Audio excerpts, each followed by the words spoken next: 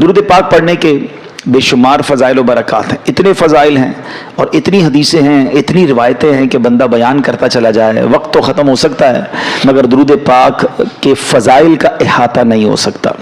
اچھا، میں اگر آپ سے ایک سوال کروں کہ ایک مسلمان ہونے کی حیثیت سے آپ کے دل میں کیا کیا خواہشات ہیں، کبھی اکیلے میں بیٹھ کر ایک کاغذ قلم لیں اور لکھیں کہ یار مجھے دنیا میں کیا کیا چاہیے، مرتے وقت کیا کیا چاہیے، آخرت میں کیا چاہیے، کبھی لکھیے۔ اب میں کچھ آپ کو روایتوں کا خلاصہ، یوں سمجھیے کہ بہت ساری حدیثوں کا عطر پیش کرنے جا رہا ہوں، سنتے جائیے اور سبحان اللہ کہتے جائیے، ٹھیک ہے؟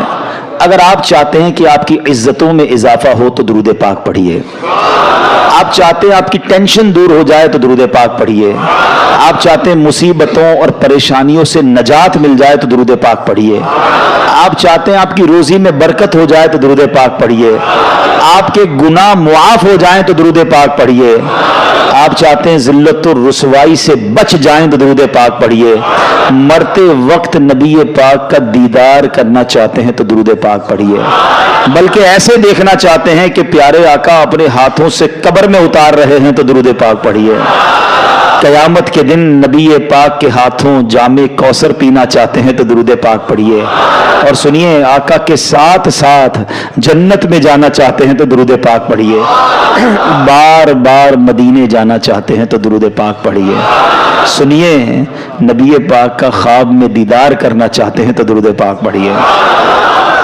پنجابی میں کہتے ہیں نا ہن کچھ باقی رہ گیا ہے۔ اب مجھے بتائیے جتنی باتیں میں نے بتائی ہیں اس کے علاوہ کچھ باقی رہ گیا جو آپ کو زندگی میں چاہیے، مرتے وقت چاہیے، قیامت کے دن چاہیے، روزی میں برکت ہو، ٹینشن دور ہو جائیں، عزتیں بڑھتی رہیں، سکھ کی زندگی رہے، بار بار مدینے جاتا رہوں، پیارے آقا کا دیدار بھی ملے، مرتے وقت پیارے آقا کا دیدار ملے، جنت میں نبی پاک ساتھ لے جائیں، کچھ اور چاہیے؟ سب ہو گیا نا؟ یہ ہے درود پاک۔ یہ میں نے اپنی طرف سے نہیں بتایا، جو ماشاءاللہ علماء بیٹھے ہیں ان سے پوچھیں، تقریباً ہر جملے کے پیچھے کوئی روایت یا کوئی حدیث ہے۔ یہ سب فضیلتیں نبی پاک نے درود پاک کے فضائل میں بیان فرمائی ہیں، یعنی ہر درد کی دوا ہے صلی علی محمد، ہر درد کی دوا ہے صلی علی محمد، تعویذ ہر بلا ہے صلی علی محمد، یعنی ہر پرابلم کا سولوشن درود پاک میں ہے، مگر پرابلم یہ ہے کہ ہم درود پاک پڑھتے نہیں ہیں، بہت زیادہ وقت ضائع کرتے ہیں، بہت ٹائم ضائع کرتے ہیں۔ نہ کریں ایسا، درود پاک کو تھام لیں، اس کو اپنی زندگی کا حصہ بنا لیں، آپ اپنی آنکھوں سے دیکھیں گے آپ کے مسئلے حل ہو جائیں گے، آپ کی پرابلم سالو ہوگی، آپ ریلیکس فیل کریں گے اور انشاءاللہ دنیا اور آخرت کی برکتیں حاصل کریں گے۔ نیت کر لیں کہ انشاءاللہ آج کے بعد کثرت کے ساتھ درود پاک پڑھیں گے۔ صلو علی الحبیب صلی اللہ تعالی علی محمد صلی اللہ علیہ وسلم۔ شعبان المعظم کی 15ویں رات، شب برات، اس کو برات پتہ ہے کیوں کہتے ہیں؟ آپ نے جملہ سنا ہوگا، با عزت بری ہو گیا، حدیث پاک میں آتا ہے جب شعبان کی 15ویں رات آئے تو اس رات قیام کرو، یعنی اس رات عبادت کرو۔ آقا فرماتے پھر دن کو روزہ رکھو، تو بے شک اس رات سورج غروب ہوتے ہی اللہ پاک اپنی شان کے مطابق آسمان دنیا پر تجلی فرماتا ہے اور ارشاد فرماتا ہے، الا من مستغفر لی فاغفر لہ، ہے کوئی مجھ سے مغفرت مانگنے والا کہ اسے معاف کر دوں؟ الا مسترزق فارزقہ، ہے کوئی رزق مانگنے والا کہ اسے رزق عطا کر دوں؟ الا مبتلا فاعافیہ، ہے کوئی پریشان حال کہ میں اس کی پریشانی دور فرماؤں؟ ہے کوئی ایسا؟ طلوع فجر تک یوں ہی اعلان ہوتا رہتا ہے۔ پتہ اس رات کتنے بخشے جاتے ہیں؟ حدیث پاک میں آتا ہے اللہ کریم قبیلہ بنی کلب کی بکریوں کے بالوں کی تعداد کے مطابق گناہ گاروں کو جہنم سے آزاد فرماتا ہے۔ ہم میں سے کون ہے جو اپنے سر کے بال گن سکے؟ They are not able to count our own hair. اپنے سر کے بال نہیں گن سکتے، ایک بکری کے بال نہیں گن سکتے۔ قبیلہ بنی کلب کے بارے میں آتا ہے ہزاروں بکریاں پالتا تھا، وہ سب سے بڑا قبیلہ تھا جو سب سے زیادہ بکریاں پالتا تھا، اس کا مطلب کروڑ لوگ بخشے جائیں گے۔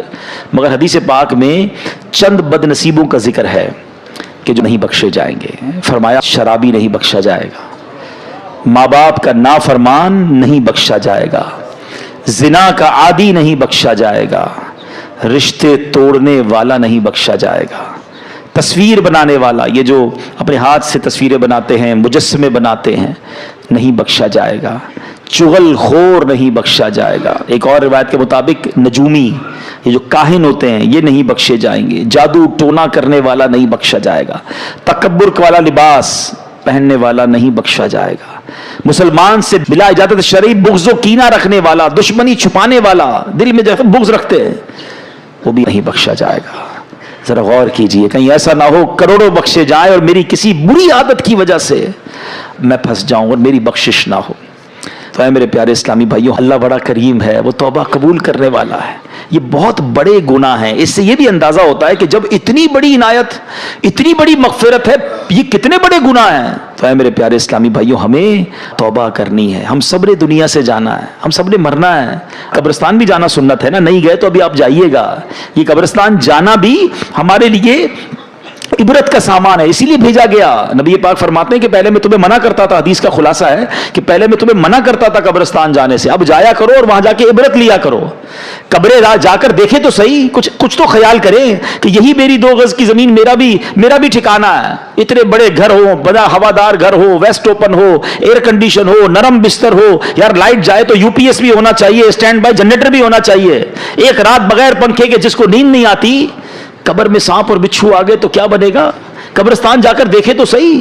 آپ کو پتہ ہے آج کلفٹن کے علاقے میں آؤ، بلڈنگ دیکھ کے اندازہ ہو جاتا ہے سارے پیسے والے رہتے ہیں. بھائی 10 کروڑ کا فلیٹ ہے، ادھر بنگلے والے رہتے ہیں، یہ بڑے علاقے والے لوگ ہیں. غریب علاقے میں جاؤ تو گھر دیکھ کر پتہ چل جاتا ہے کہ مکین غریب ہے.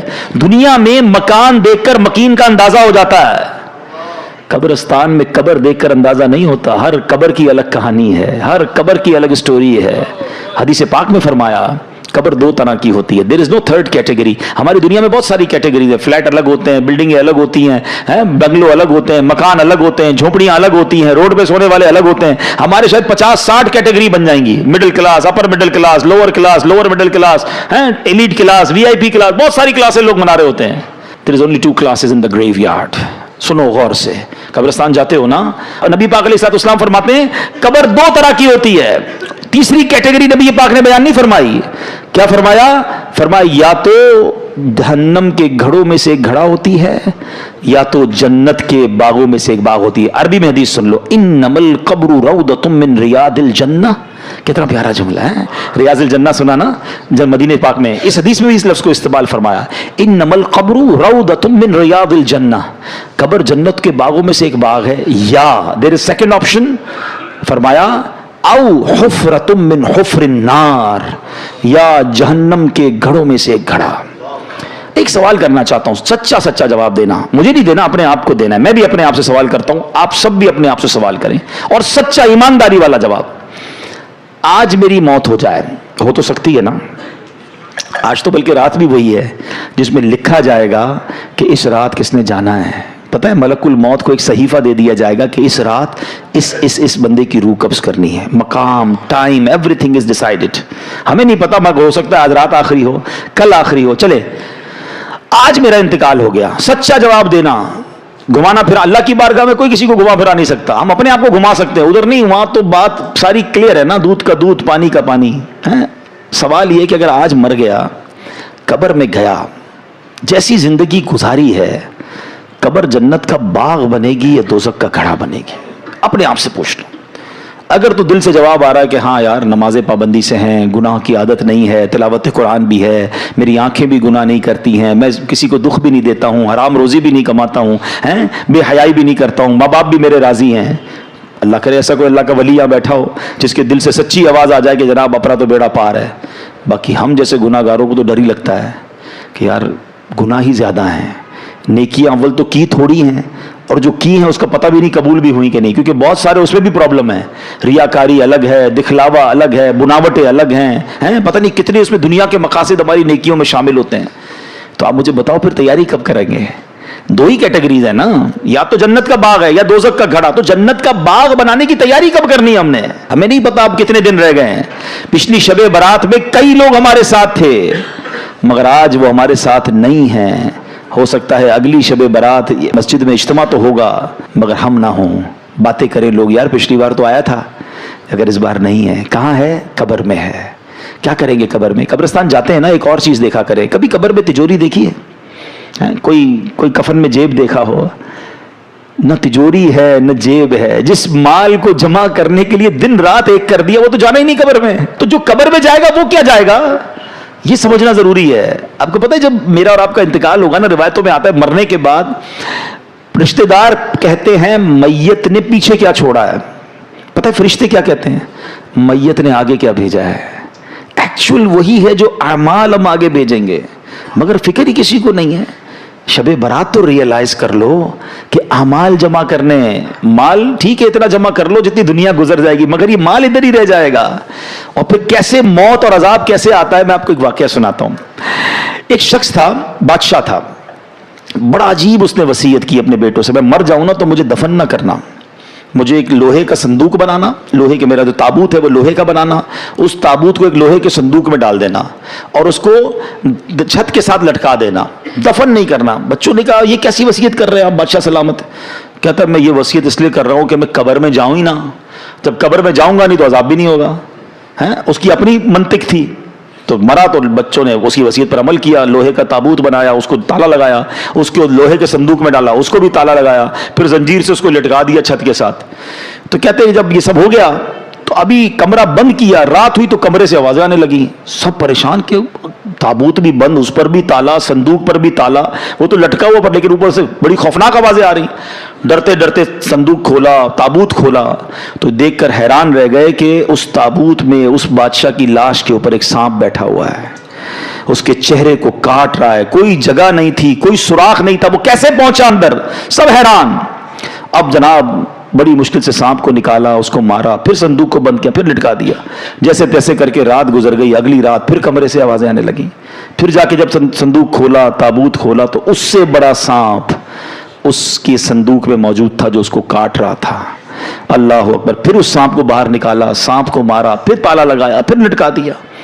अगली रात फिर आवाजें, जब देखा तो पता चला कि अब तो अंदर आग भड़क रही है।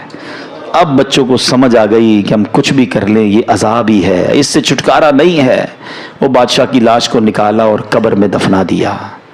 ऐ मेरे प्यारे इस्लामी भाइयों, ये समझनी है बात। हो रही है उम्र बिस्ले बर्फ कम, चुपके चुपके रफ्ता रफ्ता दम बदम। बर्फ वाले को बेचते हुए देखा है? बर्फ जिसके हाथ में हो उसको बड़ी टेंशन होती है।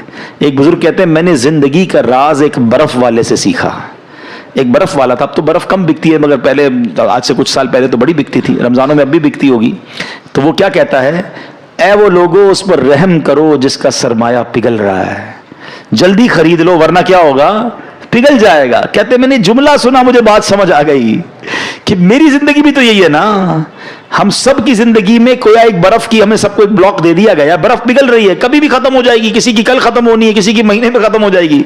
तो शायर क्या खूब बात समझा रहे हैं, हो रही है उम्र मिसले बर्फ कम, चुपके चुपके रफ्ता रफ्ता दम बदम, सांस है एक राह रुए मुल्के अदम, दफअतन एक रोज ये जाएगा थम, एक दिन मरना है आखिर मौत है, कर ले जो करना है आखिर मौत है, आखिरत की फिक्र करनी है जरूर, जैसी करनी वैसी भरनी है जरूर, उम्र एक दिन ये गुजरनी है जरूर, कब्र में मैयत उतरनी है जरूर, एक दिन मरना है आखिर मौत है, कर ले जो करना जो करना है।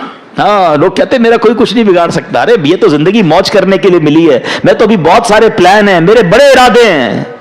शायर कहता है कर ले जो करना है आखिर मौत है, मरना पड़ेगा और मरने के बाद अपनी करनी का फल भुगतना पड़ेगा। ये जो आलम में बरज़ख है ना, हमें नजर नहीं आता। आप कहते हैं हम तो कब्रिस्तान जाते हैं, कोई चीखो पुकार तो आती नहीं, अजाब की आवाज, ये अल्लाह के राज होते हैं, अल्लाह किसी किसी को दिखा देता है। कुरान क्या कहता है, वमिन वराइहिम बरज़खुन इला यौम युबअसून, और उनके आगे एक रुकावट है उस दिन तक जिस दिन वो उठाए जाएंगे। अब ये मौत से कयामत तक का जो अरसा है ना, जब हम मरेंगे ना और कयामत तक, ये मट्टी के नीचे गुजरा तो वो कब्र है, किसी ने किसी को शेर ने खा लिया तो उस शेर का पेट जो है ना वो उसके लिए कब्र होगी, कोई समुद्र में डूब गया तो वही कब्र समझी जाएगी। थोड़े दिनों पुरानी बात है ना, $2.5 लाख देकर गए थे ना समुद्र के अंदर, हैं? कितने पैसे खर्च किए, करोड़ों रुपए, हजारों फीट नीचे गए क्योंकि वहां मौत लिखी थी। यानी करोड़ों रुपए खर्च करके उस जगह पहुंचे कि जहां मौत लिखी होती, इंसान पहुंचता है वहां पर। ہاں ہمارا وقت بھی ڈیسائیڈڈ ہے, ہماری جگہ بھی ڈیسائیڈڈ ہے. ایک بار حضرت سلیمان علیہ السلام کا واقعہ ہے کہ آپ کے ساتھ ایک آپ کا ساتھی بیٹھا تھا, ملک الموت آئے. حضرت سلیمان کی ہواؤں پر بھی حکومت تھی, آپ کے چرند و پرند پر بھی حکومت تھی. تو ملک الموت آئے اور اس بندے کو بڑا گھور کے دیکھ رہے تھے. ملک الموت تو چلے گئے تو حضرت سلیمان نے کہا کہ پتہ یہ کون تھے؟ کہ کون تھے؟ کہ ملک الموت تھے. کہ لگتا ہے حضرت میری روح قبض کرنے آئے تھے, آپ کی تو ہواؤں پہ حکومت ہے, آپ جلدی سے ہوا کو حکم دیں مجھے یہاں سے اٹھا کر ہند میں لے جائے. تو آپ نے دعا کر دی, وہ بندے کو ہوا اڑا کے لے گئی. تھوڑے دنوں بعد ملک الموت پھر آئے. حضرت سلیمان علیہ السلام نے کہا تم اس دن کیوں گھور رہے تھے؟ کہا حضرت میں پریشان, میں اس لیے گھور رہا تھا کہ میرے پاس یہ لکھا ہوا تھا کہ تھوڑی دیر بعد مجھے اس بندے کی روح ہند میں قبض کرنی ہے, بندہ آپ کے پاس بیٹھا ہے.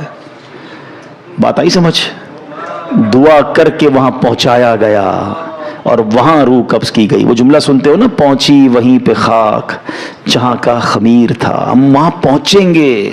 یہ سمندر کے اندر گئے نہیں تھے, ان کو بلایا گیا تھا, ان کا وقت پورا ہوا تھا. جنہوں نے واقعہ پڑھا ہوگا, آج سے کچھ دنوں پرانی بات ہے, جہاز کے اندر کسی کی موت ہوتی ہے, کسی کی جنگل میں موت ہو جاتی ہے. ہم اللہ سے دعا کرتے ہیں ہمیں عافیت والی موت دینا.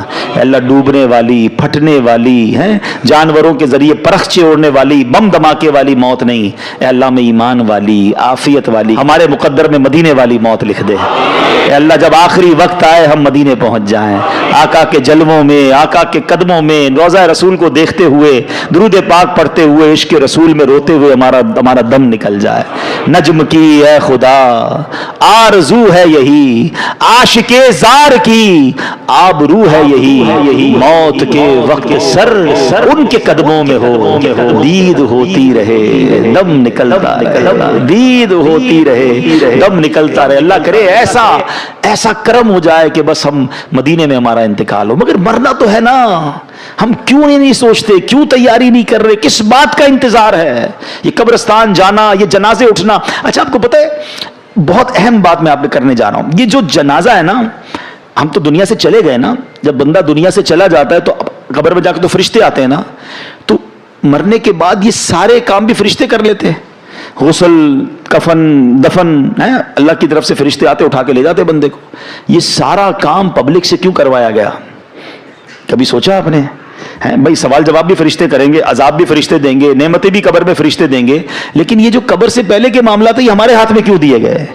یہ پریکٹیکلی پبلک کو دکھایا جانا ہے کہ دیکھو غسل ہو رہا ہے, دیکھو کفن ہو رہا ہے, یہ تمہاری حقیقت ہے. دیکھو یہ میت اب اپنا ہاتھ بھی نہیں اٹھا سکتی, اپنے آپ کے اوپر مکھی بیٹھے وہ بھی نہیں اڑا سکتی, اور پھر یہ قبر میں ڈالا جا رہا ہے, پھر قبر کو بند کیا جا رہا ہے, ایک سوراخ بھی نہیں چھوڑنے دیتے. ہم آواز لگاتے ہیں بھائی ذرا ادھر بھی پتھر لگاؤ, سوراخ ہو گیا ہے, نظر آ رہا ہے. کبھی سوچا میں بھی قبر میں جاؤں گا, میرا ہی دوست کہے گا بھائی یہ تھوڑا سا سوراخ بھی بند کر دو, کسی کو یہ خیال نہیں آئے گا میرا اکیلے کیا بنے گا. ہم کیوں نہیں سوچتے یہ سب میرے ساتھ ہونا؟ یہ پریکٹیکلی غسل, کفن, دفن کروانے کی ایک حکمت بھی ہے. اور یاد رکھو کفن پہنانا آسان ہے, کفن پہننا آسان نہیں ہے. میت کو غسل دینا آسان ہے, مگر جس میت کو غسل دیا جا رہا ہے اس پہ سوچو کیا بیتتی ہوگی. قبر میں اتارنا آسان ہے, قبر میں اترنا آسان نہیں ہے, مگر ہمیں بھی اترنا پڑے گا. کاش یہ بات سمجھ آ جائے اور ہم گناہوں سے توبہ کر لیں. ورنہ انسان کہتا ہے بعد میں کر لوں گا توبہ, ابھی ٹائم ہے یار. مولانا صاحب باتیں بڑی اچھی کر رہے ہیں, ابھی بھی شیطان کسی کے کان میں بات کر رہا ہوگا یہ مولانا صاحب باتیں بڑی اچھی کر رہے ہیں, لیکن ابھی تو یار جوان ہوں بھائی, بوڑھا ہو کے میں بھی اللہ اللہ کروں گا. یہ بھی مولوی صاحب جو باتیں کر رہے ہیں 50 سال کے ہی ہو گئے نا, میں بھی 50 سال کا ہوں گا تو اللہ اللہ کر لوں گا. تو چلے بھائی آپ کے پاس اگر گارنٹی ہے مجھے بتا دیں کہ آپ 50 سال تک جیئیں گے. ہے کوئی یہاں ایسا جس کے پاس 1 سال زندہ رہنے کی گارنٹی ہو؟ اس مسجد میں پورے مجمع میں کوئی ایک بندہ جس کے پاس 1 ہفتہ جینے کی گارنٹی ہو؟ اچھا کل صبح تک زندہ رہنے کی گارنٹی تو ہوگی آپ کے پاس, وہ بھی نہیں ہے. اچھا اتنے عقل مند تو ہیں کہ یہ پتا ہے آگاہ اپنی موت سے کوئی بشر نہیں, سامان 100 برس کا ہے, پل کی خبر نہیں. تو اے میرے پیارے اسلامی بھائیوں, خدارا اپنی آخرت کی تیاری کیجئے. صحابی رسول حضرت ابو ہریرہ رضی اللہ تعالیٰ عنہ فرماتے ہیں ایک دن نبیوں کے نبی رسول ہاشمی صلی اللہ تعالیٰ علیہ وسلم نے یہ آیت پڑھی, وَمَنْ أَعْرَضَ عَنْ ذِكْرِي فَإِنَّ لَهُ مَعِيشَةً ضَنْكًا, اور جس نے میرے ذکر سے منہ پھیرا تو بے شک اس کے لیے تنگ زندگی ہے. پھر فرمایا تم جانتے ہو تنگ زندگی کیا ہے؟ صحابہ کرام نے عرض کی حضور اللہ و رسول عالم, اللہ جانے, اس کے بتائے سے اس کا رسول جانے. تو فرمایا اس سے مراد قبر کا عذاب ہے جو کافر کو دیا جائے گا. اس ذات کی قسم جس کے قبضے میں میری جان ہے, قبر میں غیر مسلم پر 99 تنین مسلط کیے جائیں گے. نبی پاک فرماتے ہیں کیا تم جانتے ہو تنین کیا ہے؟ صحابہ نے کہا آپ ارشاد فرمایا، فرمایا یہ 99 سانپ ہوں گے، ان میں سے ہر سانپ 7 سروں والا ہوگا، یہ 99 سانپ اسے قیامت تک کاٹتے رہیں گے۔ اللہ ہمارے ایمان کی حفاظت فرمائے، ہم مسلمان ہی دنیا سے جائیں، یہ بھی بڑا پرابلم ہے، ہمیں فکر ہی نہیں ہے ایمان کی۔ ہم سمجھتے ہیں مسلمان ہیں تو جناب بڑی اچھی بات ہے، ایمان والے ہیں، مگر ایمان سلامت رہے اس کی فکر کون کرے گا؟ یاد رکھیے اس وقت بھی دنیا میں سب سے زیادہ تیزی سے پھیلنے والا مذہب یہ اسلام ہے، the most growing religion on earth۔ کائنات میں سب سے تیزی سے لوگ مسلمان ہو رہے ہیں، لیکن یہ ون وے ٹریفک نہیں ہے۔ جس طرح لوگ مسلمان ہو رہے ہیں معاذ اللہ، اس طرح کوئی ایمان سے بھی خارج ہو سکتا ہے۔ ہمیں دعا کرنی ہے اللہ ہمارا ایمان سلامت رکھے۔ ہم کیا دعا کریں؟ ہمارے نبی پاک دعا فرمایا کرتے، ہماری تو اوقات ہی کوئی نہیں نا، جن کے صدقے ایمان ملا ہے وہ دعا کرتے، یا مقلب القلوب ثبت قلبی علی دینک، اے دلوں کو پھیرنے والے میرے دل کو اپنے دین پر ثابت قدمی عطا فرما۔ کون دعا کر رہا ہے؟ اللہ کے نبی۔ ہم میں سے کسی نے دعا کی؟ ہم کبھی ٹینشن میں آئے؟ میری گاڑی، ابھی کسی کی گاڑی باہر کھڑی ہوگی اس کو ٹینشن ہوگی، یار نئی گاڑی لی ہے کہیں اسکریچ نہ لگ جائے، قیمتی موبائل جیب میں ہو تو اور تھوڑی دیر بعد ہاتھ لگاتے ہیں، ہاں یار پڑا ہوا ابھی تک نکلا نہیں ہے، اتنی ٹینشن ہے تمہیں اپنے پیسوں والی چیزوں کی۔ سب سے قیمتی چیز ایمان ہے، کبھی اس کی ٹینشن لی کہ اللہ میرا ایمان سلامت رہے، میرا ایمان چھن نہ جائے، میں مرتے وقت مسلمان مروں؟ ہیں برے دوستوں میں بیٹھ رہے ہیں، ایمان چھن جانے کے بڑے اسباب ہیں، شرابیوں کے ساتھ بیٹھتے ہیں، جواریوں کے ساتھ بیٹھتے ہیں، بے حیا لوگوں کے ساتھ بیٹھتے ہیں، الٹی سیدھی باتیں کرنے والوں کے ساتھ بیٹھتے ہیں، یہ نحوست ہے، ایمان چھن جانے کا ڈر ہے۔ جو گناہوں کا عادی ہوتا ہے اس سے ایمان چھن جاتا ہے، پتہ نہیں کیسی کیسی باتیں ان کی زبان سے نکل رہی ہوتی ہیں، اللہ رسول کا مذاق، جنت و دوزخ کا مذاق، کامیڈین بنائے ہوئے لوگوں نے ہیں، اب تو ویوز کے چکر میں پتہ نہیں کیا کیا بول رہے ہوتے ہیں، ہمیں بڑے اچھے لگتے ہیں۔ نہ بیٹھو ان کی صحبتوں میں۔ مجھے ایک بات بتائیں، ابھی 4 سال پہلے کووڈ آیا تھا نا، کووڈ نے سکھایا نا سوشل ڈسٹینس، نہیں یار یہ چھینک رہا ہے اسے دور رہو بھائی، اس نے ماسک پہنا ضرور کچھ ہوگا، اتنا ڈر گئے تھے۔ تمہیں ایک بیماری کی وجہ سے دور رہنا سمجھ آ گیا، جہاں رب کی لعنت برس رہی ہے ان لوگوں سے دور رہنا سمجھنا آیا۔ آج پتہ ہے کیا کہتے ہیں؟ کہتے ہیں میں شراب نہیں پیتا، دوست شراب پیتے، میں تو بیٹھتا ہوں، وہ جوا کھیلتے ہیں مجھے پتا ہے لیکن میں بیٹھتا ہوں، وہ بری باتیں کرتے ہیں میں نہیں کرتا، میں کیوں بیٹھتے ہو بھائی؟ آپ کو پتا ہے جہاں رب کی طرف سے لعنت برس رہی ہے ادھر بیٹھے ہوئے ہو، کیا مجھ پر عذاب الہی نہیں آ جائے گا؟ کیوں سمجھ نہیں آتی؟ 2 اور 4 والی باتیں، کسی بلڈنگ میں آگ لگ جائے، اس بلڈنگ میں رہتے ہیں ہم، یا نیچے آگ لگی ہے نا اوپر تو نہیں لگی، پوری بلڈنگ خالی ہو جاتی ہے، آگ جہنم کی آگ لگی ہوئی، آپ ادھر بیٹھے ہوئے ہیں۔ اور ایک بار اور یاد رکھ لیں کہ جتنی برائیاں ہیں نا، بڑے ینگسٹر مجھے سن رہے ہیں، میرا یہ دعویٰ ہے آپ جا کے چیک کر لو، کسی شرابی، کسی جواری، کسی چور، کسی ڈاکو، کسی بھی برے کام کرنے والے سے ایک بار پوچھ لو کہ بھائی یہ عادت کدھر سے ملی ہے۔ ایک بندہ نہیں کہے گا کہ امی نے سکھائی تھی، ابو نے سکھائی تھی، ابو نے کہا بیٹا آج تیری برتھ ڈے تو یہ تیرے کو چرس کا سگریٹ دے رہا ہوں، کسی کی ابو امی نے نہیں پلایا تھا، یہ کدھر سے آئی یہ ساری عادتیں؟ بتاؤ نا، برے دوستوں سے ہی آئی نا۔ اس کا مطلب 2 اور 2 4 والی بات ہے کہ بری صحبت ہی بندے کو برا بناتی ہے۔ ہم بری صحبت چھوڑنے کے لیے تیار ہی نہیں ہیں، ہم نے تو دوست بھی وہ بنائے کہ نماز پڑھیں تو مذاق اڑاتے ہیں ہمارا، اور مولوی بن گیا کدھر جا رہا ہے بھائی، ٹھیک ہے جمعہ پڑھ لیتا ہے بہت ہے، ہمیں وہی دوست اچھے لگتے ہیں۔ کیوں چاہیے مجھے وہ دوست؟ چاہیے کیوں؟ ہم کیوں نہیں سمجھ رہے یہ بات؟ ہم خود اپنے پیر پہ کلاڑی مار رہے برے لوگوں میں بیٹھ کر۔ ہمیں اگر واقعی نیک بننا ہے تو ہمیں نیک لوگوں کی صحبت اپنانی ہوگی، سمپل از دیٹ۔ اچھی صحبت میں آئے، آپ کو اچھائی کرنے کا دل لگ گیا، آپ کا ذکر اللہ کا دل چاہ رہا ہے، آپ کا درود پاک پڑھنے کا دل چاہ رہا ہے، یہ اچھی صحبت کی برکت ہے۔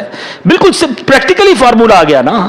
تو پلیز آج کچھ ڈیسائیڈ کرو یار، آج کچھ طے کرو۔ اگر دیکھیں آپ نے وہ 6 گناہگار 7 گناہگار سنے، شراب کا عادی نہیں بخشا جائے گا۔ اگر میرا کوئی اللہ نہ کرے کوئی بھائی ایسا بیٹھا ہے مجھے سن رہا ہے شراب کی عادت ہے، خدا را توبہ کر لو، یہ کتنا بڑا گناہ ہے کہ شب برات بھی نہیں بخشے جائیں گے۔ لیکن اگر شرابی نہیں بیٹھا نا کوئی یہاں پر، شرابی کا دوست بیٹھا ہوگا، ایسی پارٹیوں میں جانے والا تو ضرور بیٹھا ہوگا، میں کیا کروں دوست پیتے ہیں، کیا کریں شادیوں، آج کل سنا شادیوں میں کولڈ ڈرنک کی طرح شراب پی جاتی ہے، پھر اچھا صرف شراب نہیں، طرح طرح کے نشے چل رہے ہیں، ڈرگس چل رہے ہیں، میں نہیں کرتا دوست کرتے، نہ جائیں، آپ پھر مبتلا ہو جائیں گے۔ نہیں بھی مبتلا ہوں گے تو ان پر جو لعنت برس رہی ہے، دیکھیں نا یہ کتنے بڑے مجرم ہیں کہ شب برات نہیں بخشے جائیں گے۔ پھر زنا کا عادی نہیں بخشا جائے گا، کتنا عام ہو گیا یہ بدکاری، اتنا آسان ہو گیا معاذ اللہ۔ اچھا لوگ کہتے ہیں پاکستان میں ذرا جاننے والے فلاں ملک چلتے ہیں، فلاں ملک چلتے ہیں، کیوں جاتے ہیں بیرون ملک؟ لیکن آپ سوچئے، آپ اکیلے کسی ملک چلے بھی گئے، آپ نے اپنی پسند کا گناہ کر بھی لیا، رب تو دیکھ رہا ہے نا، اس کو کیا جواب دو گے؟ اور یہ کتنا بڑا گناہ ہے کہ آج زنا کا عادی نہیں بخشا جائے گا۔ خدا را توبہ کر لیں. یہ پہلے آنکھ بہکتی ہے, یاد رکھیے گا. یہ جو موبائل فون ہمارے ہاتھ میں ہے نا, یہ جنت میں بھی لے جا سکتا ہے, یہ جہنم میں بھی لے جا سکتا ہے. اسی موبائل فون سے وہ کچھ دیکھ رہے ہیں کہ پہلے آنکھ بہکتی ہے, پھر دل بہکتا ہے, پھر شرمگاہ بہکتی ہے. توبہ کریں. ایسی بے حیا دوستوں میں بھی, بے حیا لڑکیوں سے دوستیاں, ان سے فون پہ بات چیت, ساری ساری رات. کیا کر رہے ہیں بھائی؟ کیوں اپنی زندگی کو برباد کر رہے ہیں؟ اللہ کو کیا جواب؟ سب بخشے جائیں گے, کہیں ہم نہ رہ جائیں ان چیزوں سے. اچھا یہ پتہ کیوں؟ کیونکہ صحبت ہی وہی ہے نا. ہم بیٹھتے ہی ادھر ادھر گرل فرینڈ بوائے فرینڈ کی باتیں ہوتی ہیں, جدھر ذکر ہی یہ ہو رہا ہوتا ہے. اب مجھے ایک بات بتائیں, رائٹ ناؤ کسی کے ذہن میں اس طرح کی بے حیائی کا خیال آ رہا ہے؟ کیوں نہیں آ رہا؟ آپ اچھی صحبت میں بیٹھے ہیں. دس از دا فارمولا. اگر آپ چاہتے ہیں, ہم کہتے ہیں یار میں کیسے بچوں گناہوں سے, actually this is the formula کہ آپ اپنی صحبتیں اچھی کر لیں. اچھے لوگوں میں بیٹھیں گے تو خوف خدا دل میں آئے گا, گناہ سے دور ہونے کا جی چاہے گا. پھر کون سا گناہگار نہیں بخشا جائے گا؟ ماں باپ کا نافرمان. یہ کتنی بڑھ گیا یہ پرابلم.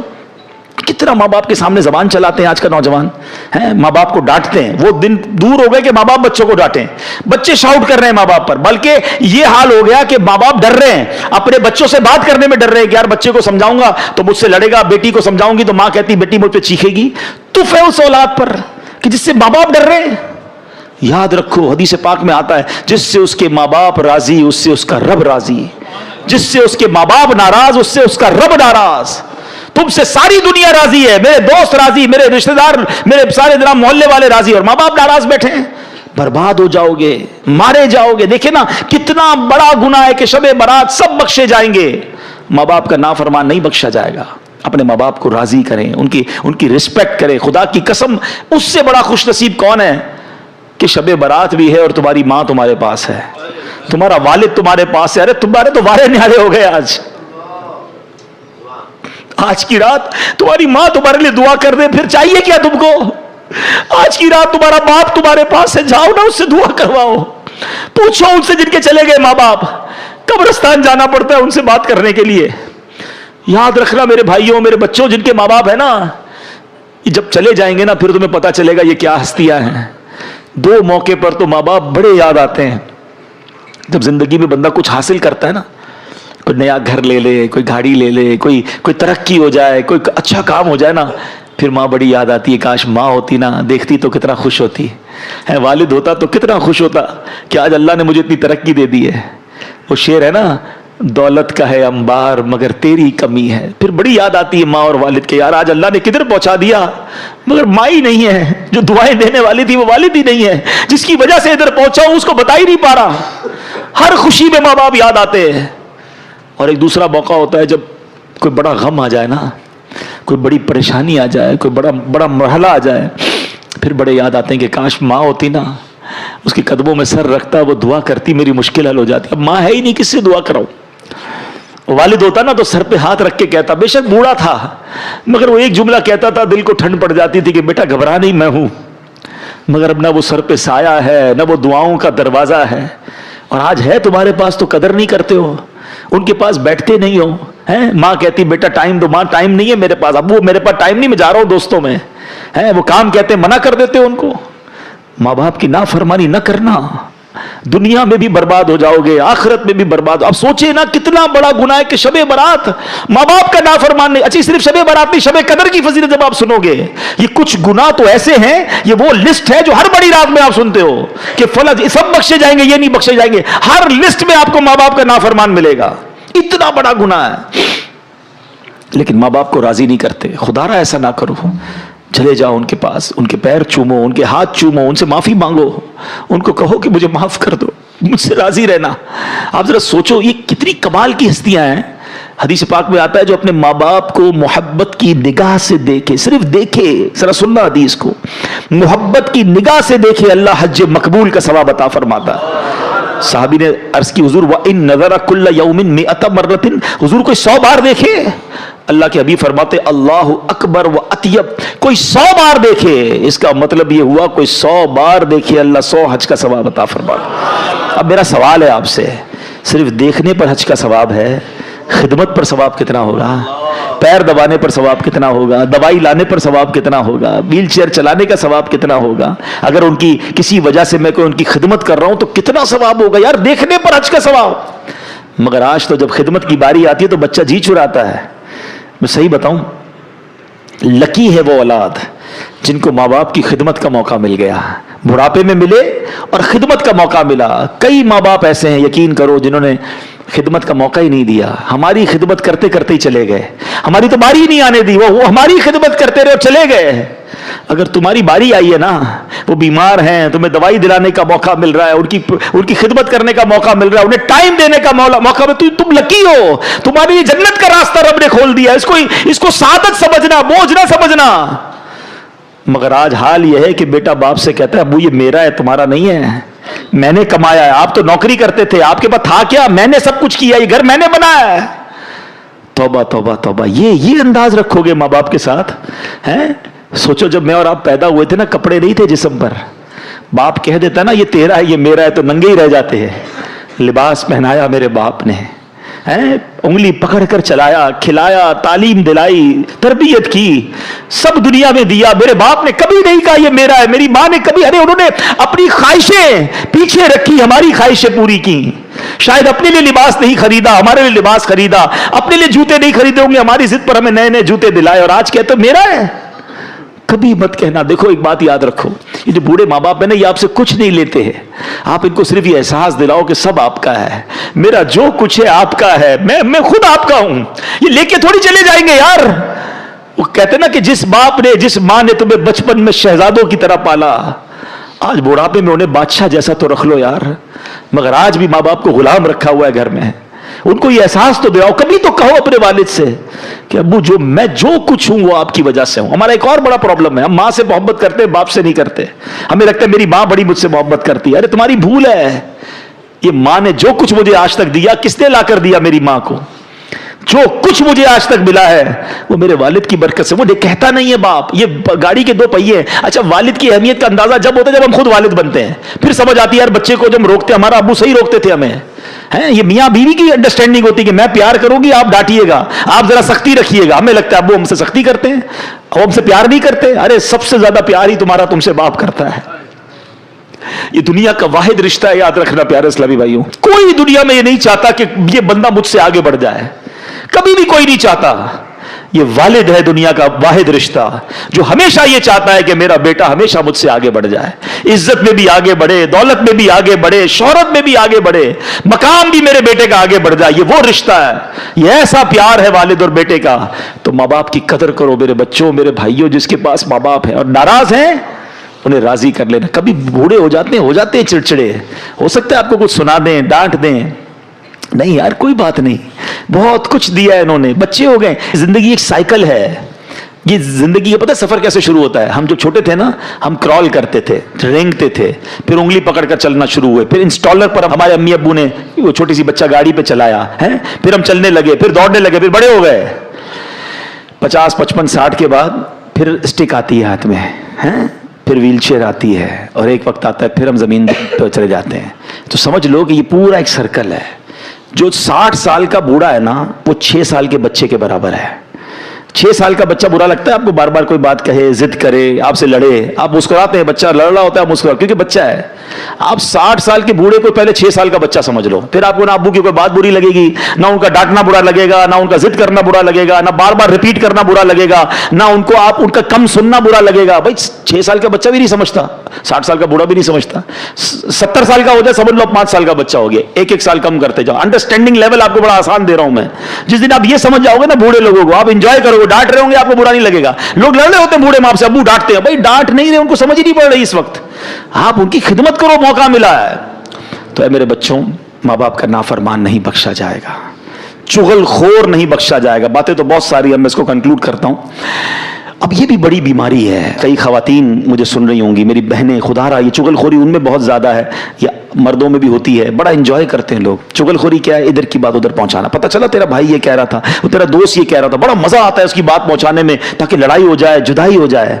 آپ کو پتہ یہ اتنا بڑا گناہ ہے کہ آج کی رات وہ نہیں بخشا جائے گا. لیکن میں آپ کو ایک اور عجیب بات بتاؤں کہ اللہ کریم کو یہ کتنا محبوب ہے کہ بندے مل کر رہے ہیں. جھوٹ کبیرہ گناہ ہے نا, جہنم میں لے جانے والا کام ہے. مگر اگر 2 مسلمانوں میں لڑائی ہو گئی ہے, میاں بیوی میں لڑائی ہو گئی ہے, تو ان کو جوڑنے کے لیے جھوٹ بولنے کی اجازت دی گئی کہ کسی طرح ان کی جو ہے نا محبت بڑھا دو, پیار کرا دو, دوستی کرا دو. جھوٹ بھی بولنا پڑے کہ بھائی تیرے لیے تو بڑی تعریف کرتا ہے یار, تیرا بھائی تو تیری بڑی ماشاءاللہ واہ واہ کرتا ہے, وہ نہیں کرتا پھر بھی جا کے بتاؤ تاکہ دل مل جائے. اس کی کچھ شرعی وہ ہے, تفصیل ہے, لیکن آپ میں جو سمجھانا چاہ رہا ہوں عقل مند ذرا سمجھیے گا. جس مسلمان کی لڑائی کو جوڑنے کے لیے جھوٹ کی اجازت دے دی گئی, جو جا کے لڑائی کرواتا ہے اس کا کیا حال ہوگا؟ وہ اللہ کی بارگاہ میں کتنا ناپسند. اچھا جھوٹ بول کے لڑائی کراتے, جھوٹ بول کے دوستی کرانے کی بجائے جھوٹ بول کے لڑائی کرواتے ہیں, گھر ٹڑوا دیتے ہیں. برباد ہو جائیں گے وہ لوگ جو چغلخوری کرتے ہیں. آپ کو اگر مثال کے طور پہ کسی نے کسی کی برائی کری دی تو آپ پر کب واجب ہے اس کو جا کے بتائیں کہ بھائی فلاں نے یہ بتایا تھا؟ نہیں, ہم تو فوراً کہتے ہیں اب مزہ آئے گا, بتاؤں گا, لڑائی کرواؤں گا. توبہ توبہ توبہ نہ کریں. مسلمانوں میں جوڑ پیدا کریں, پیار پیدا کریں. تو ہمیں توڑنے کے لیے نہیں آئے, ہم جوڑنے کے لیے آئے ہیں. تھوڑی سی زندگی ہے یار, محبت پیار سے جیے. اور آپ بھی چھوٹی چھوٹی باتیں, آخری میں بتا دوں کہ رشتہ داری کاٹنے والا یہ بھی آج کی رات نہیں بخشا جائے گا. فلاں چاچا کے گھر نہیں جائیں گے, فلاں ماموں کے گھر نہیں جائیں گے, فلاں بھائی سے بات نہیں. کیوں نہیں بھائی, چھوٹی سی بات پر آپ نے لڑائی کی ہوئی ہے, آج معافی مانگ لے, توبہ کر لے, اس سے دوستی کر لے اور رشتہ داریاں نہ کاٹیں. تو بہرحال میرے پیارے اسلامی بھائیوں, باتیں تو بہت ساری ہیں کرنے والی, مگر عرض یہی کرنا ہے, یہ رات بڑی مبارک رات ہے. گناہوں سے توبہ کریں, زندگی میں بدلاؤ لائیں, اچھی صحبتیں اپنائیں, بری صحبتوں سے اب اللہ سے وعدہ کریں کہ اب جو لائف ہے نا وہ میں اچھی گزاروں گا. اے اللہ مجھے محروم مت کر دینا, تو کروڑوں کو بخشے گا. اللہ میں رہ نہ جاؤں, میں بھی تیرا بندہ ہوں, میں مانتا ہوں گناہگار ہوں, مانتا ہوں خطا کار ہوں, میں ان مجرموں کی لسٹ میں بھی ہوں, مگر تو تو کریم ہے مالک. میں وعدہ ضرور کرتا ہوں کہ اب کوشش کروں گا کہ اب وہ گناہ نہیں کروں گا. میرے اللہ آج میری بخشش فرما دے. اللہ سے دوستی کر لو, آ جاؤ. اور دعوت اسلامی کا ماحول ہے جو ہمیں گناہوں سے بچا کر آخرت کی یاد دلاتا ہے. اس ماحول سے وابستہ رہیں. ہر جمعرات کو اس طرح کے بیان ہوتے ہیں, ذکر ہوتے ہیں, دعا ہوتی ہے, مغرب سے عشاء بیان ہوتا ہے. اب اس میں آیا کریں. ہم تو بڑے لکی ہیں, ہمارے پاس مدنی چینل موجود ہے. جب موقع ملے گھر پہ مدنی چینل دیکھیں, ایسے بیانات سنیں, اپنے گھر والوں کے ساتھ بیٹھ کر سنیں. انشاءاللہ سب کے دلوں پر اثر ہوگا. جو گھر کی خواتین ہیں ان کو اسلامی بہنوں کے اجتماع میں بھیجیں. دعوت اسلامی کا تو پورا سسٹم ہے نا, آپ اس کا ساتھ دیں. اور آخری عرض یہ ہے کہ شب برات ماشاءاللہ جو ہے وہ مرحومین کو ایصال ثواب کرنے کی بھی رات ہے. اس رات مرحومین کی جو روحیں ہوتی ہیں, ہمارے جو رشتہ دار چلے گئے دنیا سے, وہ ایکسپیکٹ کرتے ہیں کہ ہمیں ایصال ثواب ملے گا. تو ان کو خوب ایصال ثواب بھی کریں. اللہ پاک عمل کرنے کی توفیق عطا فرمائے. آمین.